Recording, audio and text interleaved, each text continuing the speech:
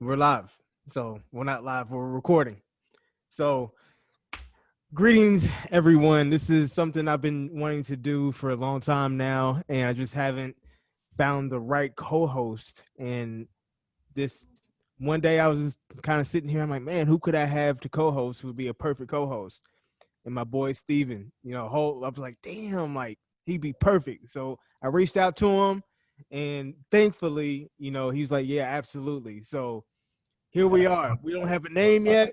We'll come up with it soon. But for right now, what you can expect from this podcast is bodybuilding and bullshit, basically. Because we're boys, we're brothers, before anything. And then we just so happen to be bodybuilders. So we're going to give you our life. And, we don't know everything, but, we're going to talk through it and give our opinion on things. So, yes, um, sir.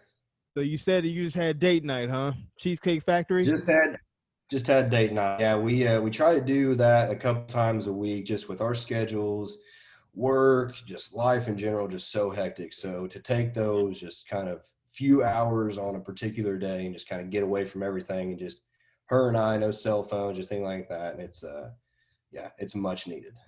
So you said something that really like stuck out to me, right? Because like I know in my past relationships, cell phone was a thing, right? Because it's like an extension, like an appendage like of us now, in 2021, is to always have our cell Oh yeah. phones. And it's like subconscious, you just pick it up and you just start looking at it. So Oh yeah.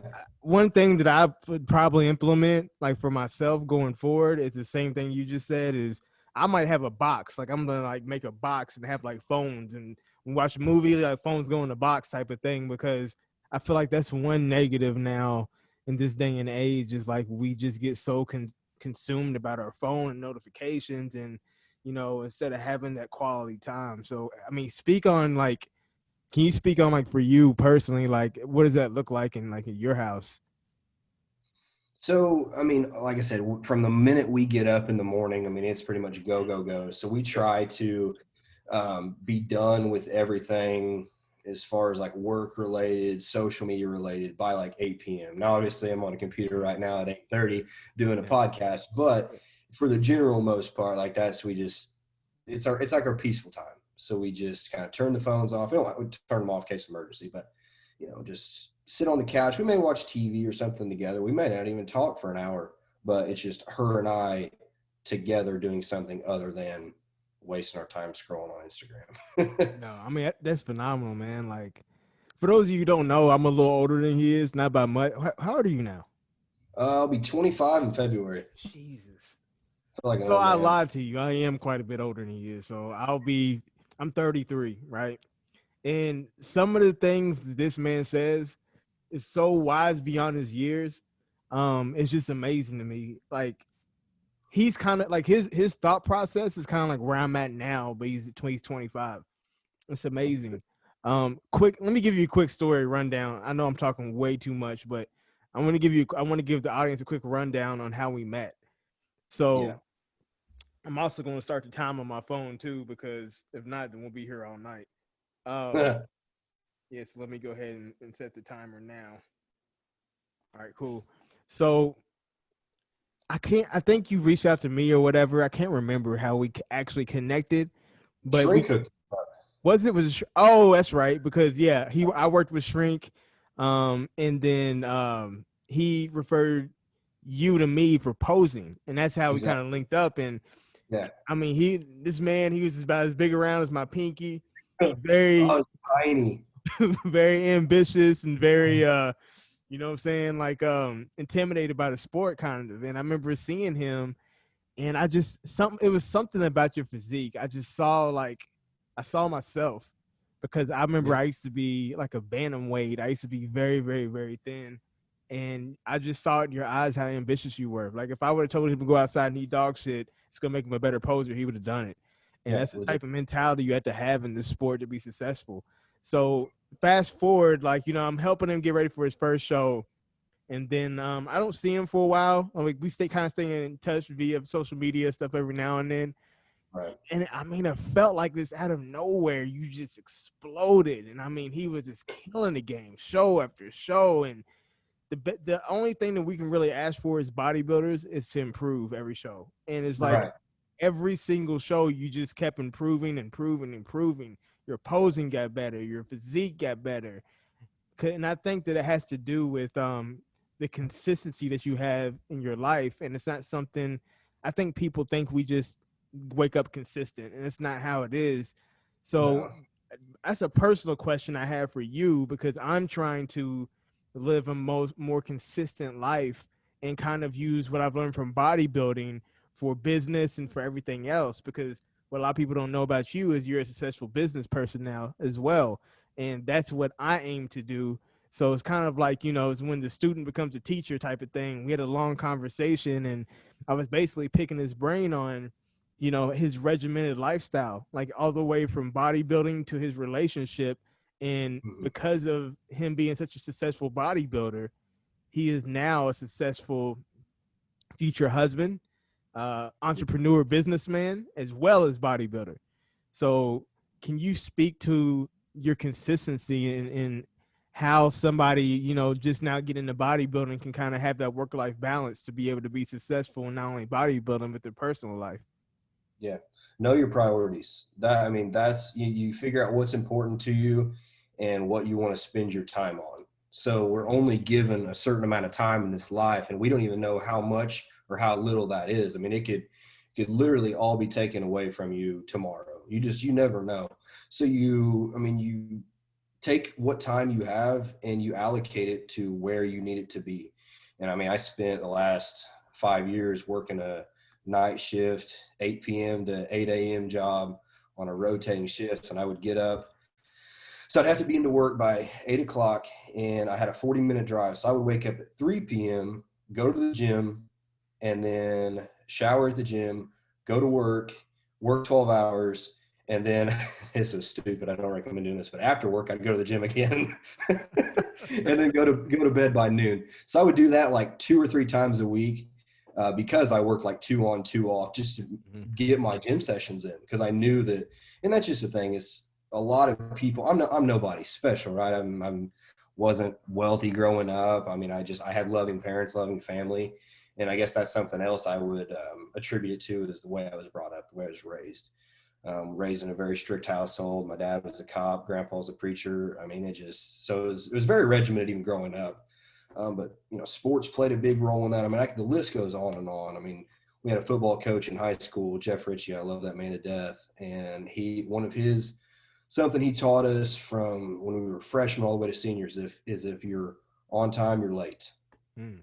So that, I mean, that's just kind of a mentality that it just is a trickle down effect. You just start small, and then you just keep kind of working your way up the ladder and to bigger and bigger things, as far as being regimented, and just know your process and know your priorities.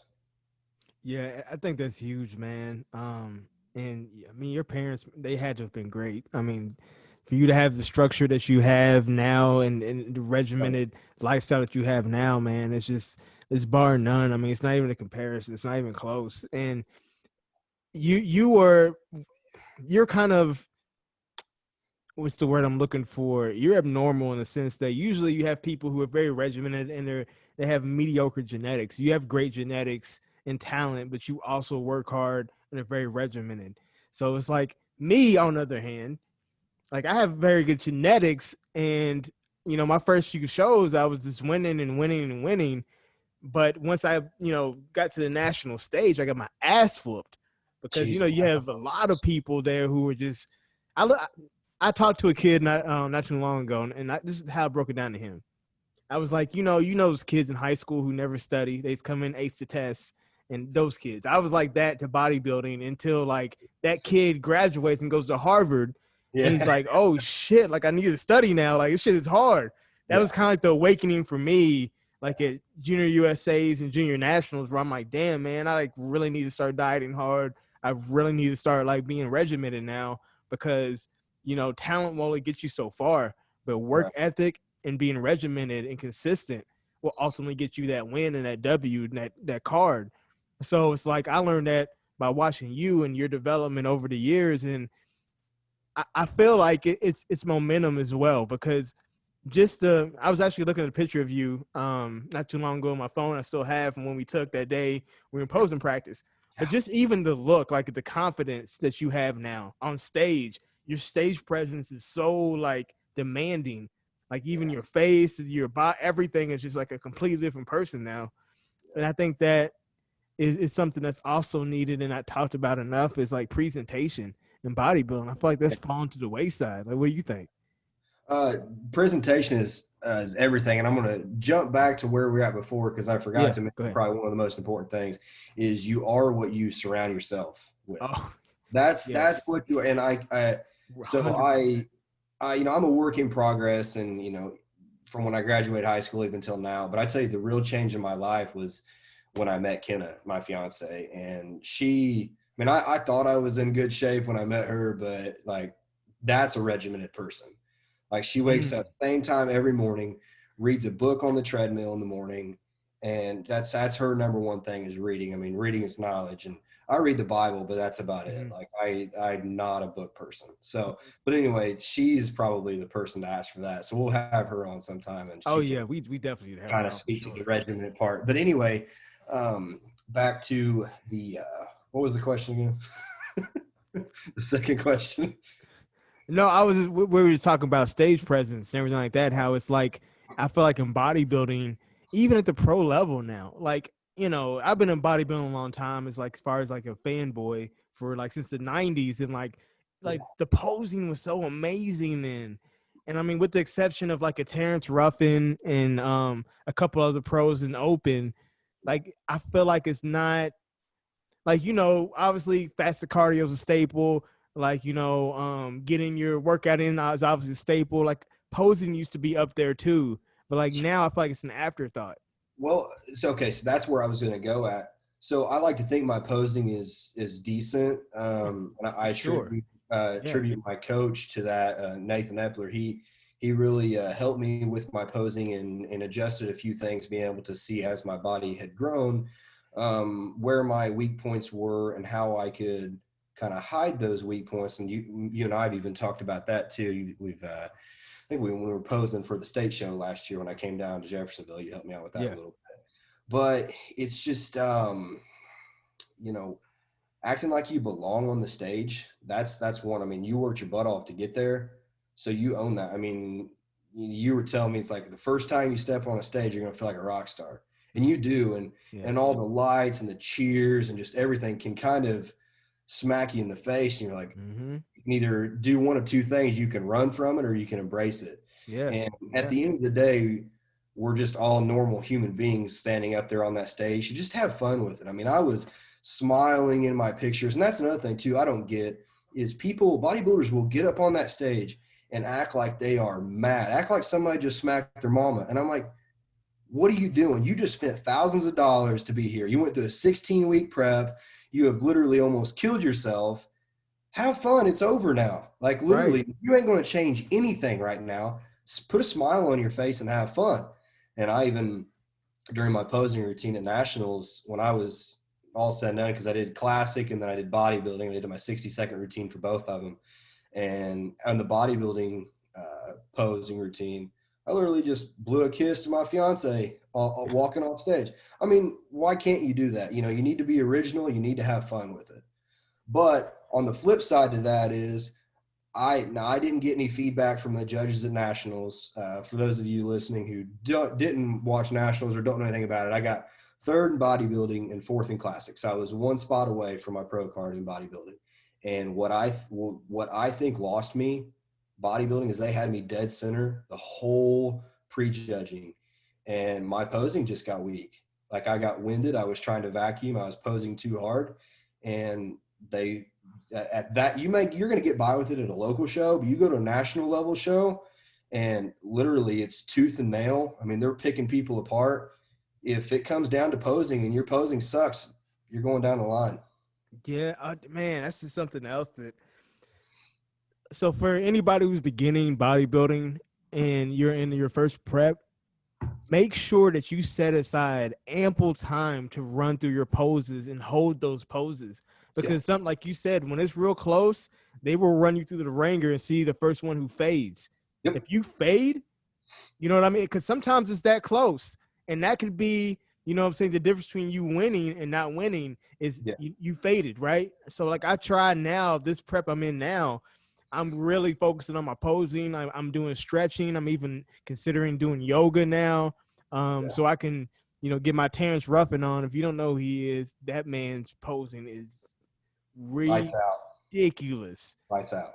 But I feel like posing is something. There's something else I want to ask you too after this, but I definitely feel like posing is a lost art now. And so I feel like if, you're coming up in the sport, definitely focus on your posing because that's going to set you apart. Mm-hmm. But I want you to know that your boy has been practicing on his vacuum. It's not perfect yet, but I can actually do it. So now, like, I have so much more respect for you because that shit is hard. Like Oh, holding that, like it's one thing to do a vacuum, but it's another thing to like pose and do a vacuum and hold that pose. Oh my god, dude, that is no passed freaking out. joke. About passed out on stage so many times because I'm not giving up that pose. Like I'm not going to let it out. And that's probably what gets me on stage. Like to be honest with you, is the vacuum is a huge asset of mine because Yeah. I don't have a huge back.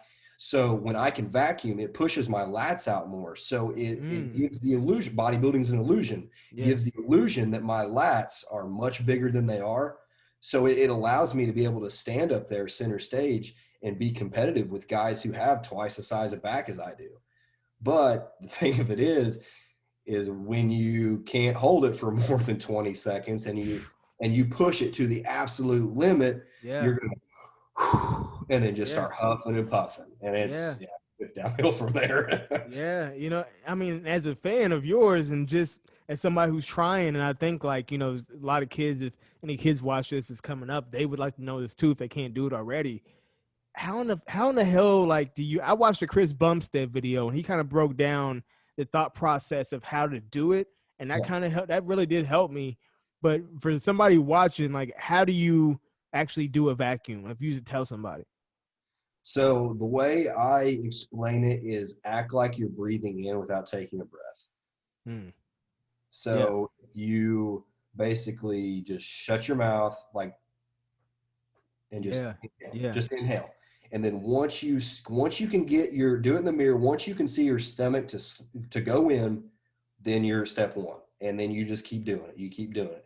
I know I was doing it. I didn't do it this prep a whole lot, but last prep for the state show, the Indiana State show, I would see how long I could hold my vacuum for while doing the stair stepper. Really?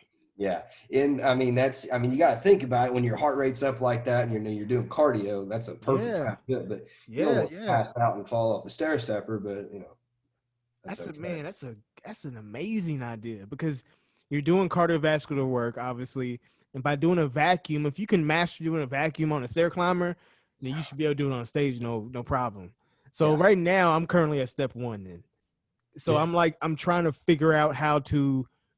I have the idea behind how to do it now, and I can do it, but Hmm. how to keep it there when I go into my poses, like I can't do it during a lat spread. Like I'm trying to be able to do that.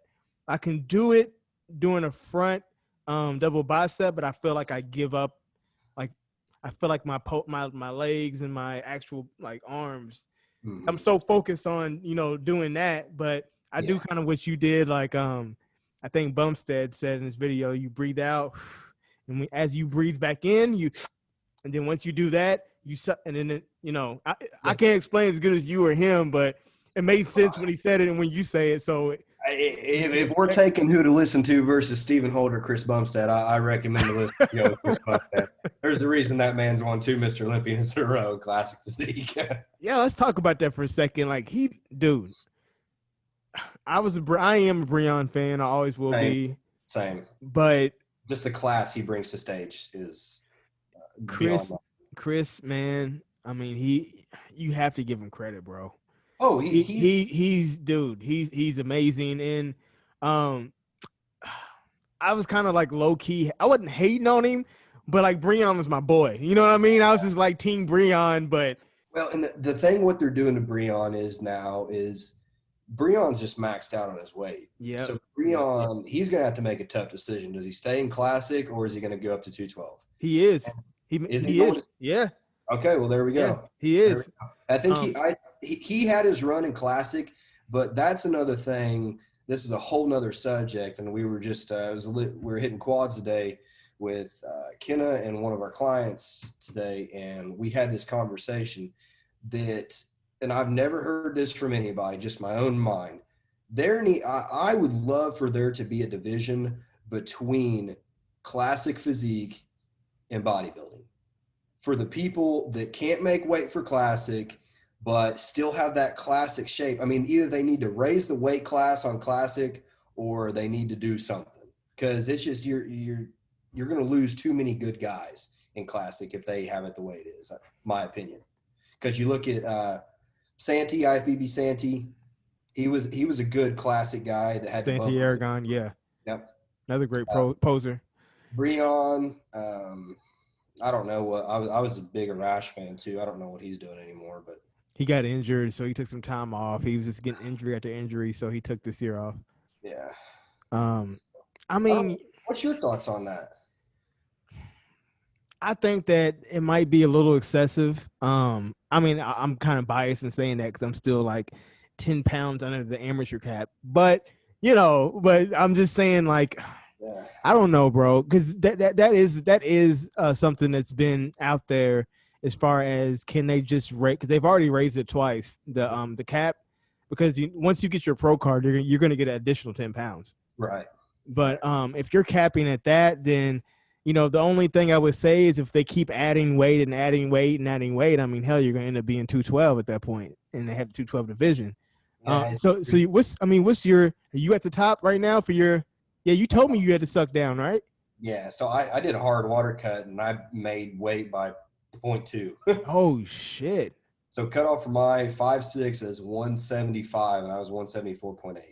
You know what you could do though? I mean, you're already kind of doing it by doing bodybuilding too, but if you get your pro card and turn pro by a bodybuilding, you can always do classic when you turn pro, and then you still have another 10 pounds.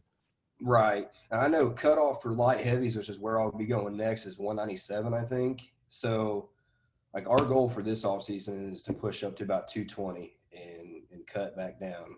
Jesus Christ. 220? That's what we're going to try. We'll see. 220.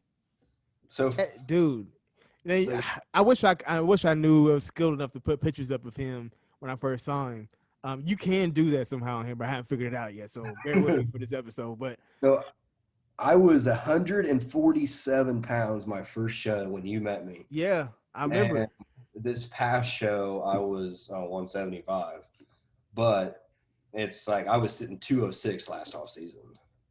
Is my head. Dude, that you do not know. Like, that's freaking crazy, bro. Like, so you competed in middleweight, right? Bodybuilding? Yep. Were you at the top of the class?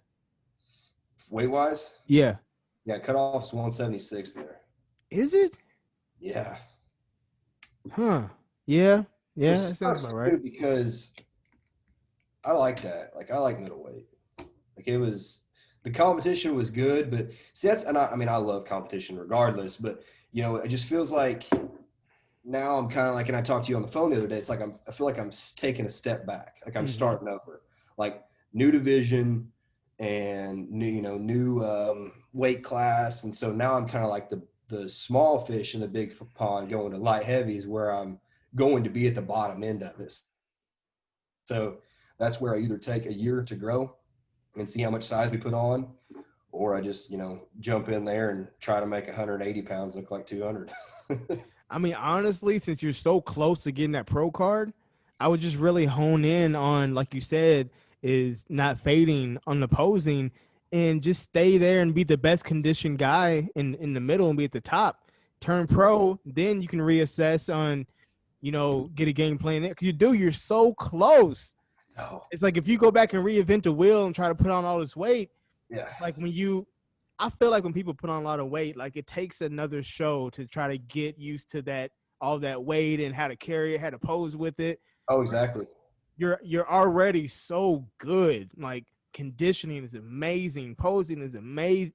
Like, you're so good. And it's like, if you just duplicate that, and like, I feel like if you pose a little bit more, you're there. And then once you turn pro, you're a pro. Yeah.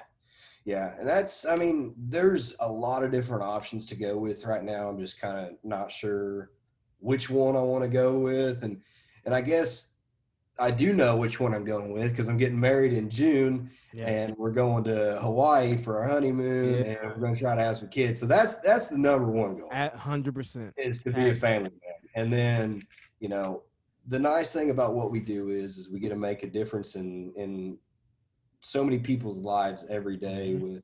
with Kenna owning the GNCs and just meeting so many people, and the bodybuilding just comes along with it. Like, we're still in the gym, we're still grinding in work, we're still grinding in life, we're also still grinding in the gym. And it's cool that we can kind of, that I've met somebody that we can do all of that together. So I mean, I'm growing personally, I'm growing in the gym, and there's no doubt in my mind that whenever the time is right, I'll return back to the stage, and I feel pretty confident about it.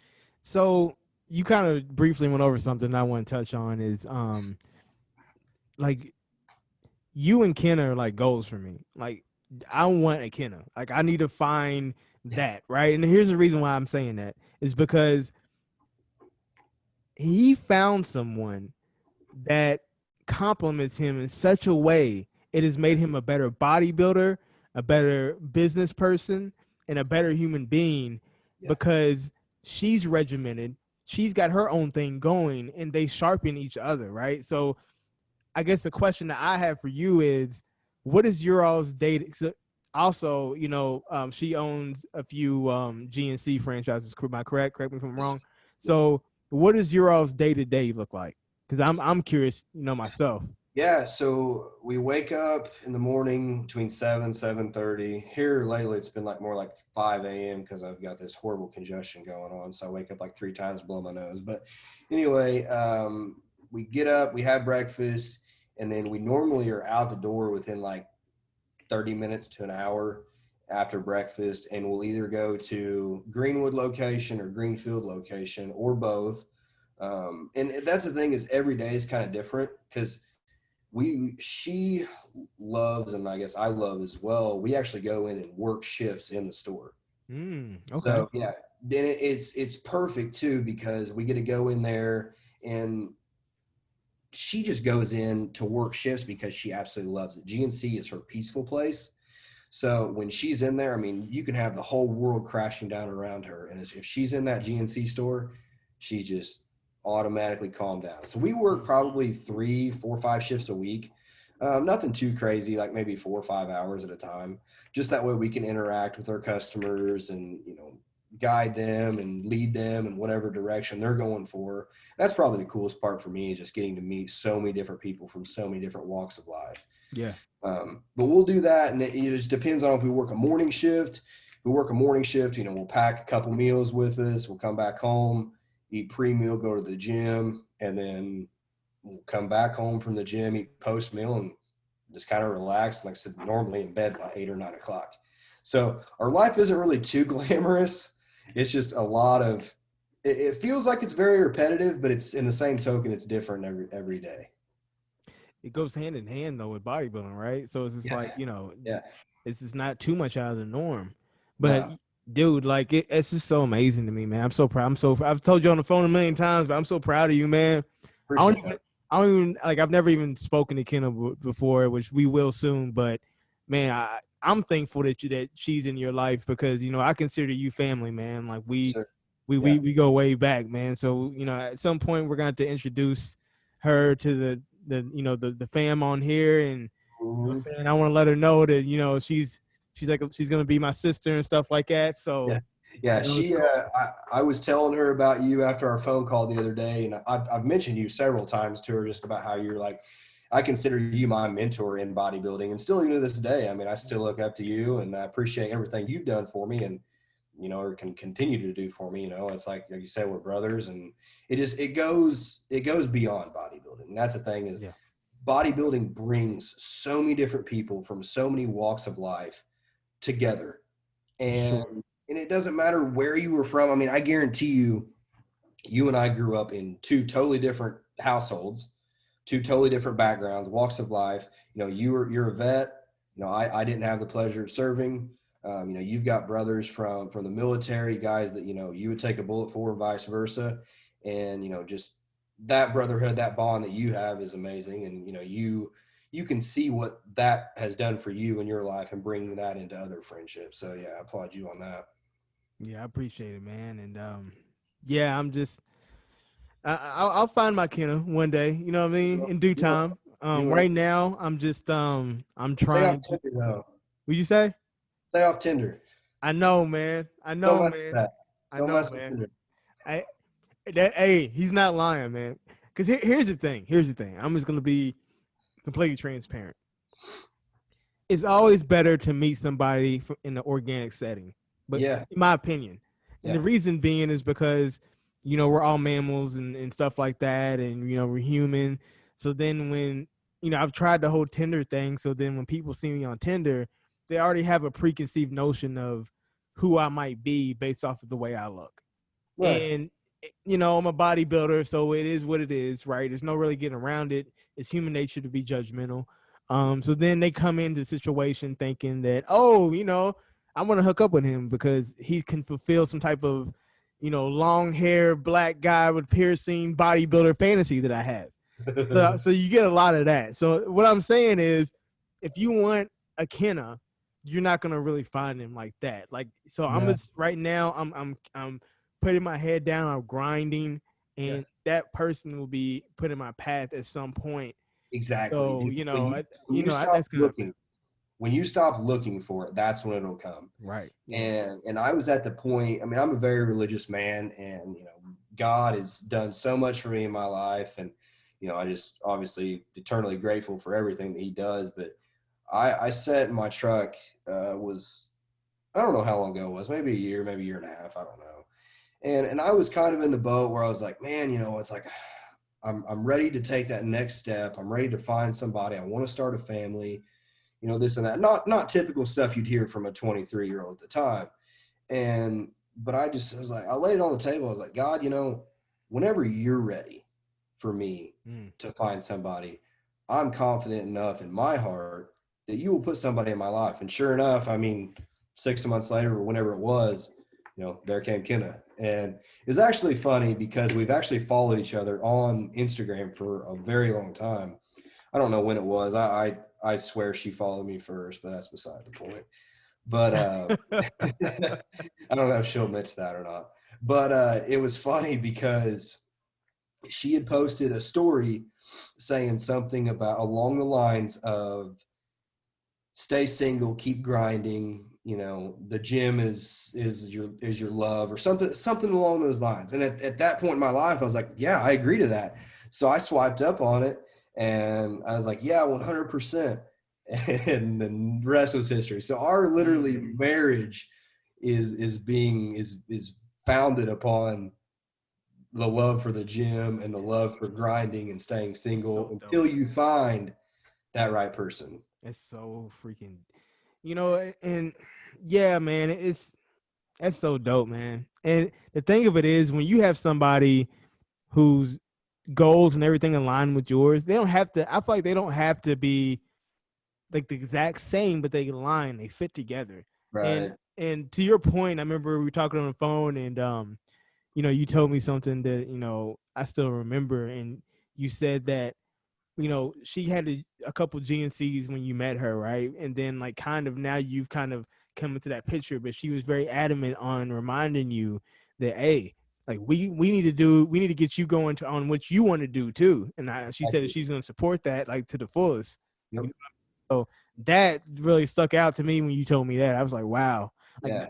like I'm older than you like by a few years, and I can tell you right now, I've talked to a lot of women. That's another story for another day. But that is a very, very, very, very, very, very rare find. Like very. Oh yeah. And that's the thing is, what she has built and what she's built on her own is so impressive. And Yeah. I just, I'll look back on it, whether we're driving down the road and we pass one of the stores or we're in there, and it's amazing what she's built, and she's not scared to share it either. Like she's welcomed me in with opening arms from the get go, and let me quote unquote run it with her and be her partner in it. Obviously, she's still the boss, and what she says goes.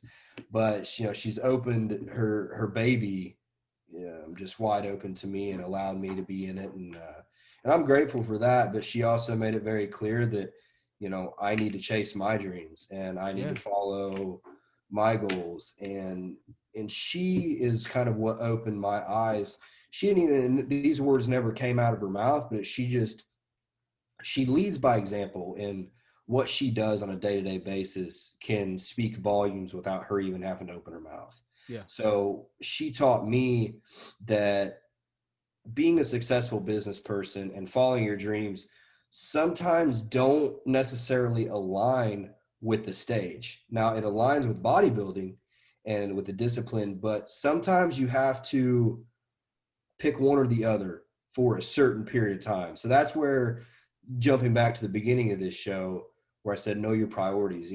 If you want to be a successful business person or whatever, I highly recommend maybe either following that for a little while versus trying to do both, because I did both.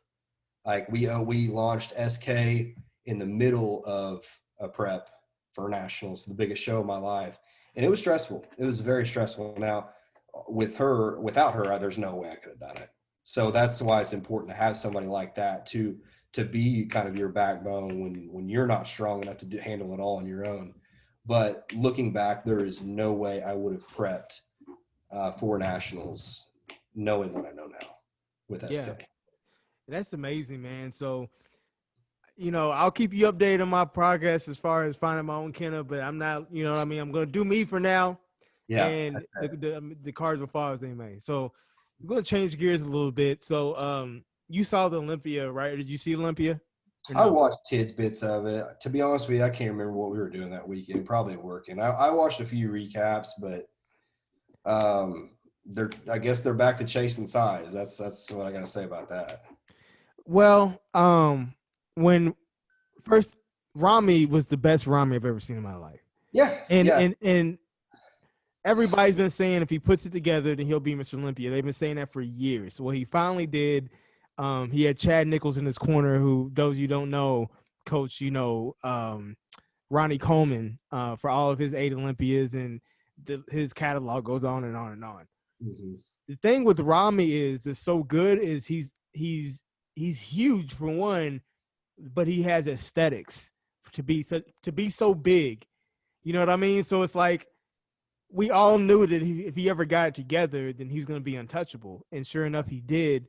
Um, but as far as, oh, I'd be remiss if I did not bring up the 212 placing.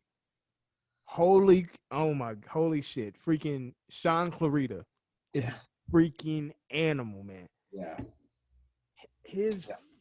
his front relaxed. I was scrolling through because I didn't watch the Olympia either, but highlights and stuff like that. And I was scrolling through Facebook, and then my coach had posted a picture of him, I think in prejudging, and he was doing a front relax. One of the best front relax I've ever seen in my entire life. Yeah. He's He, just an all around just great bodybuilder. bro, oh my Like that. gosh, man. And like he was like a buck 75, and dude was just amazing. He was complete head to toe. He was round. He was full. And after he won the Olympia, he posted the whole series after the fact of his road to Olympia. So he was documenting his whole process. So after he won, now it's every single week an episode comes out on his YouTube channel, so you get to see what he did going for this prep or whatever. And I mean, he went through working with Kai Green on posing. Imagine having Kai Green as your posing coach. Like, so he worked with Kai Green for his posing because he did not want to fade. And sure enough, that was one of Steve Weingarten spoke on this. He was the first one in his poses, and he was the last one out of the poses.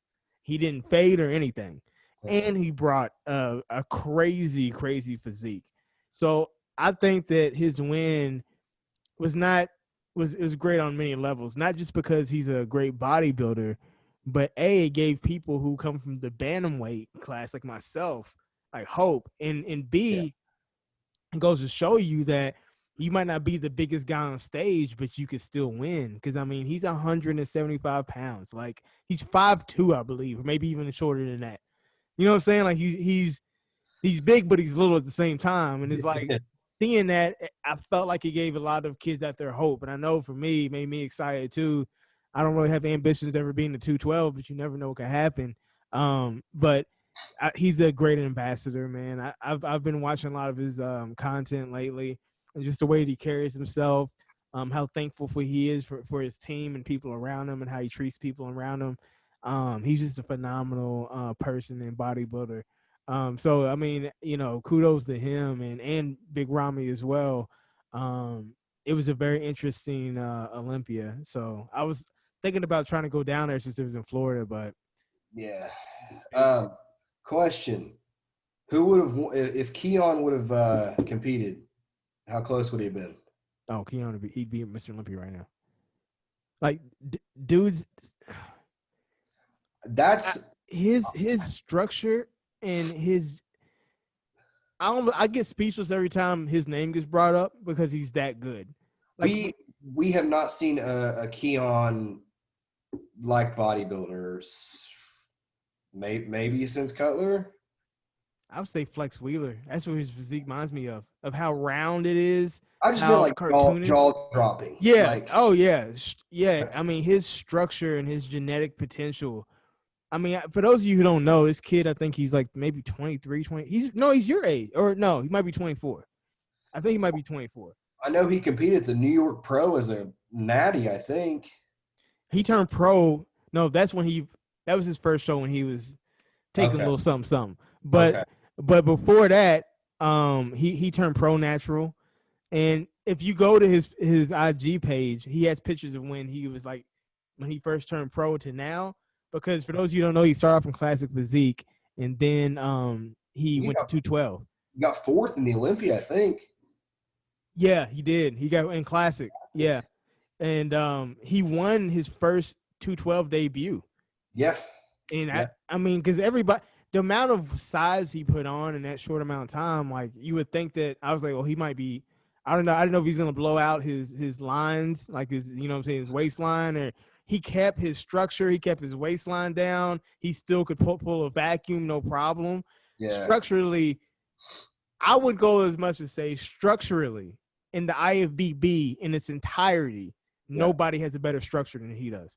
I just want to know what he did, like from the time he left Classic to winning 212. Like, I was watching his Instagram stories like every day, and the only thing that sticks out is him eating a bag of Lay's potato chips about every day. But I mean, you got to also think though too, bro. Like his receptors are like super clean. Yeah. So like when he started getting on shit, man, like his body just went like crazy. And then even then, like when he first got on shit, like for the New York Pro, I don't think that he took hardly a little bit of anything. Like maybe 500 tests, maybe. I don't know how many compounds he did, but he has such a fresh look that it didn't seem like he took a lot. But I think he put his foot on the gas though when he went to 212, and his body just fucking exploded.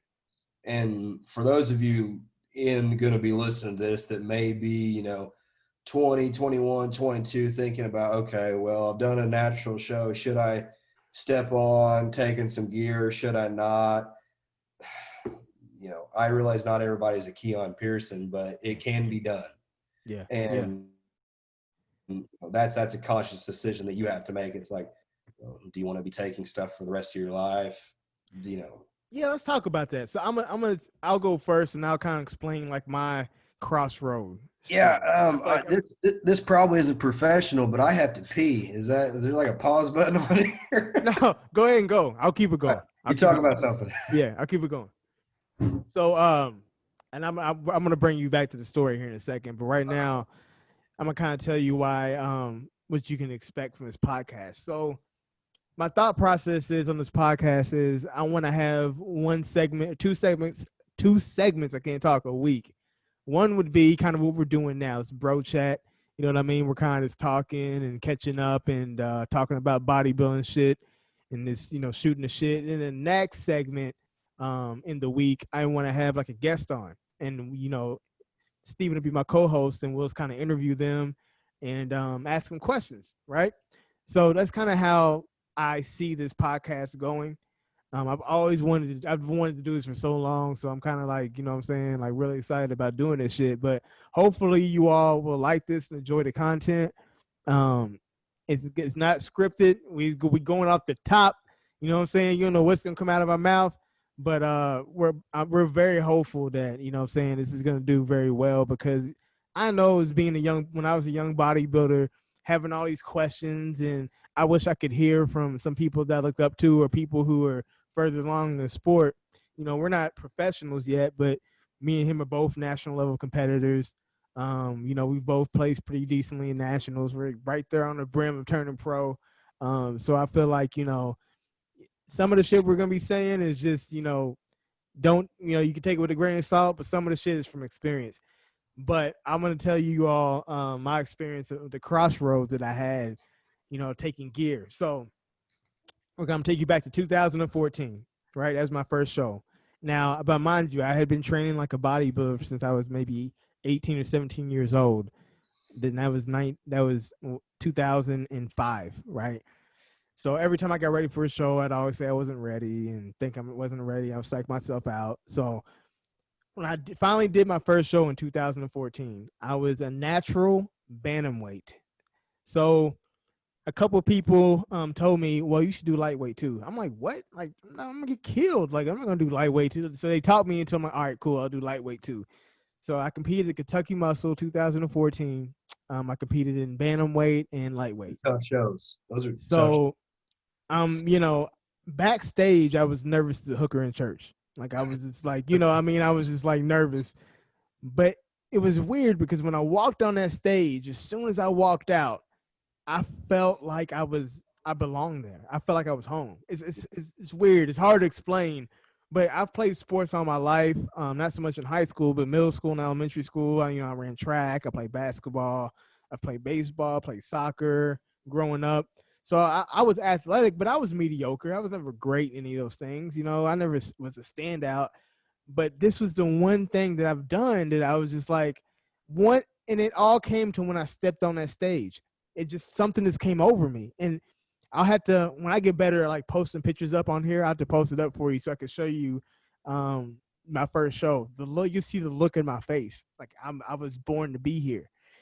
Anyway, I end up winning bantamweight. I end up winning lightweight as well.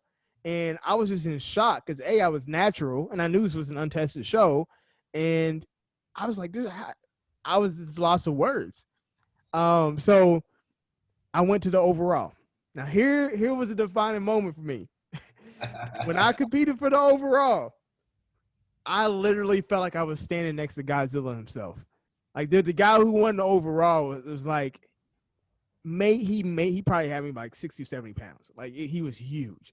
So I went home and a couple of some people that I looked up to reached out to me. And they're like, man, you did great. You look phenomenal and this and that. And but they're like, if you want to be competitive still, you want to stay in these untested shows, and you're going to you have a decision you need to make. So you need to figure out what you want to do. So what I did was I took a year, maybe 6 months, and I researched my ass off of every single compound and what they're originally used for. So I looked at the profiles of the compounds and what they're used for, because I was that kid that was like Team Natty. I had shirts made that said no juice added. I was all hashtag, Natty for life. I was one of them. You know what I'm saying? But then when I lost the overall, I'm like, well, because here's my dilemma. And here's how I explain to people. The natural division, and they're good. They're great, man. I don't want to take anything away from them. But who is the best overseas basketball player? Don't worry, I'll wait. Right? You don't know, right? But you know who LeBron James is, right? So like the IFBB Open League is kind of like our NBA. Yeah. And that's what I've always seen in the magazines. That's what I fell in love with as a kid. That's where my heart lied. So I'm like, if I want to be an IFBB professional bodybuilder, then this is part of the game. So it was at that moment that I decided to devote my time to researching what I'm about to do and put in my body. And thankfully for me, I had some mentors who were old school who taught me how to do more with less. Yes. And to this day, I take enough to be competitive, but people would laugh at my numbers and not believe me. So I say that to say, first of all, I want to make this clear that I'm not endorsing anybody to take it, but on this podcast, we will speak on certain topics about taking it Right. and how we use it and how we use it wisely and how we're responsible with it. But just Yeah. to be clear, because I don't want what I'm saying, the law coming to my door or my YouTube channel getting taken down. We are not telling anybody to take any illegal substances whatsoever. If Right. anything, we're telling you not to take it. Yeah, because I trained, and again, if for the people who took it, for their first show and all that, you know, that's your choice and that's fine. I'm not saying anything against it, but me personally, and this is my opinion, I feel like at least do a show naturally first and Yeah. build a natural foundation. Yeah. I went to the extreme because I trained for maybe 10, 12 years naturally first. And because of that, a lot of people can't tell if I'm on or off because I have such of a foundation. Yeah. And next episode, I'm gonna try to figure out so I can put a picture up when I was natty. A lot of people still to this day don't believe me that I was actually natty, but I was. But I think that there's something to be said about starting off with a good foundation naturally, No, learn your 100%. body and all that. Because nutrition. You see, if you go into your local gym right now, I feel like 80% of the guys in there are on shit, but a very small percentage of them look like anything, No. and it has to do with the consistency and the nutrition. But I'll let you speak to kind of your journey or what your thought process is on it. Like you said, you want to build a good foundation before you even think about touching the stuff. I mean, because that's a big life decision. I mean, you're taking in the factor that, you know, if you want kids one day. Now, there's plenty of pro bodybuilders who run a lot of stuff who have great families and have popped out 2, 3, 4 kids. And so, but let's be honest, the chances of you having children or being able to have children do drop when you are taking synthetic testosterone. And there's ways you can come off, and there's, you run HCT and just other certain type of things, basically get your balls back going. But I don't think you're ever going to be back to 100% where you were before you ever start taking the stuff. That's just a personal opinion. I don't have no science backing that. But the science behind the body is, you're still growing when you're 23, 24, 25, your peak there. So, that's where you just kind of have to make that conscious decision where, look at yourself in the mirror and think about, what your competition looks like in a natural show. Are you blowing everybody away? Do you still have room to grow? How old are you? I mean, if you're 19, don't even touch it, in my opinion. And I started too early. I was 21 and I should have waited. Yeah, and I mean, sometimes I do. I'm not even gonna lie to you. I'm like, man, I wish I would take it beforehand. Cause I was 27. I think I was 27 So you waited a when I did. long time.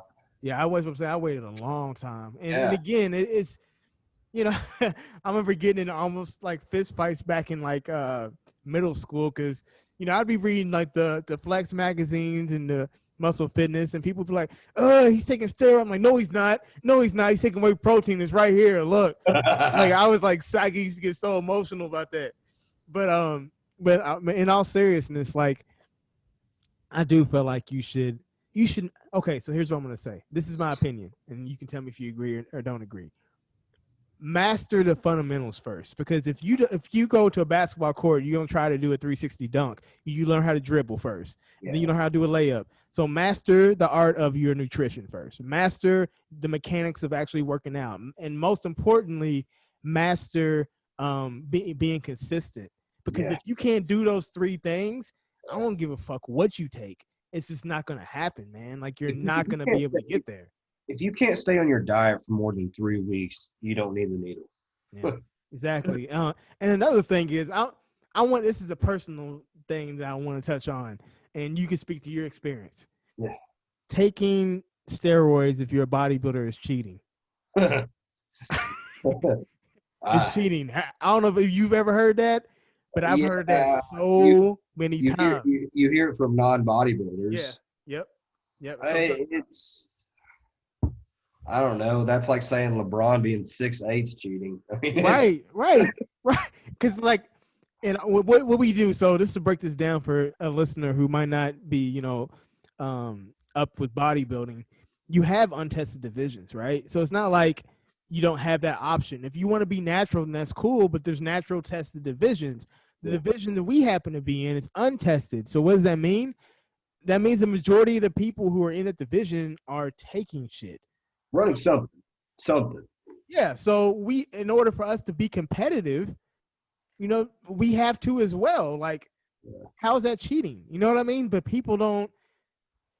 I appreciate people's opinion on certain things, but sometimes people give their opinion on things they don't know anything about. Like my dad used to always tell me, opinions are like assholes. Everybody has one.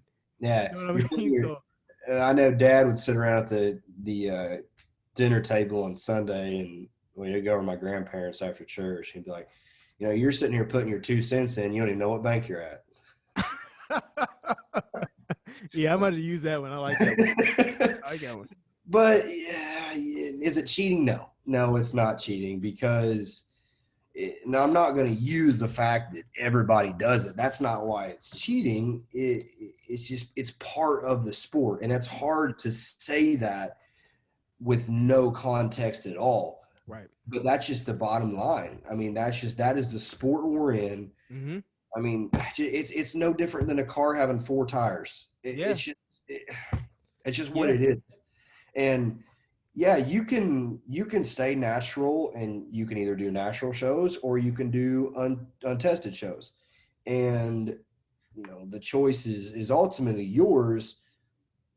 But people are not, like you said, about everybody on an untested show is going to be on something, whether that be just some Mastron to harden up, or some type of Winstrol or Anavar, orals. I mean, there's oral steroids too. For those of you who don't know anything about gear, you just don't have to inject everything. But people are going to be taking something. So here's what I say too, because when people, they easily write people, oh, well, he's just taking that. Well, let me say something to you, and this is the reason why I wanted to show my picture of when I was natural. If you take gear away from everybody at the Olympia, they're still gonna be freaking phenomenal because of genetics. Yep. So here's the thing: bodybuilding is very much so a genetically driven sport as well. So if I give you LeBron James as coach, I give you his wife, I give you his shoes, I give you his clothes, you're still not going to be able to play like LeBron James because he's genetically predisposed to be able to play the way that he plays. He's genetically gifted. Yes, hours of practice as well, honing his skills, but genetically, he is the genetic elite for what he does. Bodybuilding is the same way. So that's the reason why you see all these people in the gym. They're taking a lot more than most bodybuilders, and they still don't look like competitive bodybuilders. Is A, because they're not consistent and they're not disciplined, but B, they don't necessarily have the genetics to be a bodybuilder, because we're taking our bodies to the extreme. And once you turn professional, which him and I are close to being, you're at the elite level of that. You know what I mean? So I don't want kids to think that, oh, I can just take this and look like him. It's like, no, it's like, It's that's not not how it works. That is not how it works at all. Um, well, it's been an hour. Believe it or not, it went by pretty quick. So, you have any last words or hey, one thing, plug your social media in so people can know how to find you, your IG and all that. Yeah, so it's just Business. at Stephen __ Holt. So it's STPHEN __ Holt. And then our supplement page, Ken and I's, it's SK Farm Labs, Yeah. SKPHARM LABZ. So yeah, if you guys haven't tried this, it's my opinion, best pre-workout on the market, but I could be biased. Go support him. I need to try some as well, man. I'm gonna send you some. I need to get your address, and I need to send you some. And my IG, I can't remember, but it's Larry. I don't know if you probably can't see it. Larry _Hill 87. Make sure that you go ahead and follow your boy, follow Steven as well. Hey, where's that 87 come from? Is that a football number? No, it's my birth year. I'm old, man. I know it seems weird. He is 87, believe it or not. But yeah, Man, you were so going to Motley Crue concerts in your mama's womb, weren't you? something like that. But yeah, I was telling them before we get off here, when you went to go to the bathroom or whatever, that kind of what we agreed on is we have one segment in the week that'll kind of be like a bro talk, kind of like what this is. Yeah. In the second segment of the week, we'll try to have a guest on, and we'll kind of interview them and ask them certain questions and things like that of that nature. But this was literally the first episode. This is episode 1 in the books now, and Yeah. so this is pretty cool, man. I'm happy I had to a blast. I'm having a blast. Like, yeah, these type of conversations are what you and I have on the phone too. So all the it's like, time. Yeah, yeah, it's raw, unfiltered, and yeah, I love it. yeah. So all right, man. I'm not gonna keep Ken too much longer. Tell her don't be too mad at me. Yeah, Um, she's already in bed. oh, is she? Yeah, we don't go to sleep without each other. She's in there playing with the dogs, I think. So All right, cool. Well, tell her I said hi, and we are going to end episode 1. Thanks for ever tuned in to watch this, and we will be back soon. yeah, dude, we love y'all. Yep. Bye, brother. All right, peace out, brother. See you. All right.